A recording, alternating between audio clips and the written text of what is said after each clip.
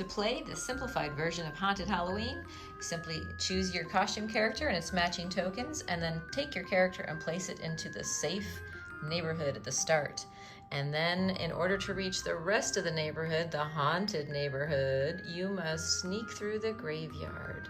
And when you do so, you wake up the ghosts. But we will get to that in a moment. Before we start the game, we have to decide on how many houses we will trick or treat before we can call bedtime. To trick or treat at a house, you move your character with the pumpkin dice, and when you reach the house, you get to spin the candy spinner. If you receive candy, take it from the pumpkin and put it in front of your character. Then you mark the house to show that you have trick or treated at this house.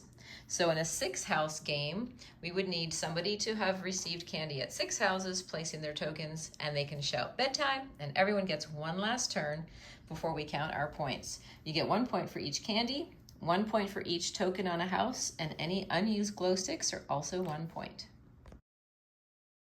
Taking your turn in the safe neighborhood, you only roll the pumpkin die and move your character. But as soon as you set foot in the graveyard and the rest of the game moving through the haunted neighborhood, you'll always move the green ghost die after you've moved your character. And the ghost comes out on the green matching stone, 1, 2. And let's say werewolf's also in the game. She will move her character, and then she will move a ghost. And the play just continues like this for the rest of the game, moving your character with the orange pumpkin dice, and everybody gets to move a ghost on their turn. The ghosts are not allowed on the doorstep, but they can travel around the neighborhood and use portals to portal around and get closer to your opponents. How ghosts can take candy from your opponents. So my turn, I get to move a ghost 3. If a ghost moves through your opponent's space, that opponent must place candy into the candy coffin, and the ghost flies back and drops it off. Conveniently, werewolf happens to be in the graveyard, and she's going to try to steal the candy out of the candy coffin. She gets a 3. She gets to take all of this candy for herself. And something about the graveyard, these spaces here are called hollowed ground.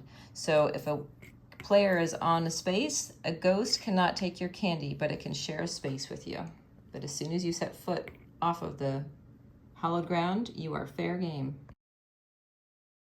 Something else that you could get on the trick-or-treat spinner is no one's home. If that happens, take the sign and place it on the house. Wah, wah.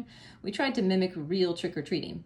So don't fret. If this happens and someone else is trick-or-treating and they reach a house and they also spin no one's home or out of candy, you pick up the sign and you move it to the new house. They just ran out of candy and these people are home, so you can now trick-or-treat. If you get spin again, this is taken from the advanced gameplay, but if you receive it on simplified version, you simply roll the ghost die and you get to move the ghost. If I visit the haunted house, I drop my player token and then I get to pick up a glow stick, which will protect me from one ghost attack. And then I must roll the haunted house die to see what happens. Be sure to use the simplified rule turn guide to help you along. It's found in every game. Happy Halloween! Have fun trick-or-treating with your friends and family. If you're ready to level up your game, check out the full moon track as well as the booze tokens. And those are found in our rule book. One simple way to add a layer to your game is to use your costume's power. Each one has a power once per game. And if you look inside the lid, you'll see I added some highlights from the rule book so you have a quick reference at your fingertips.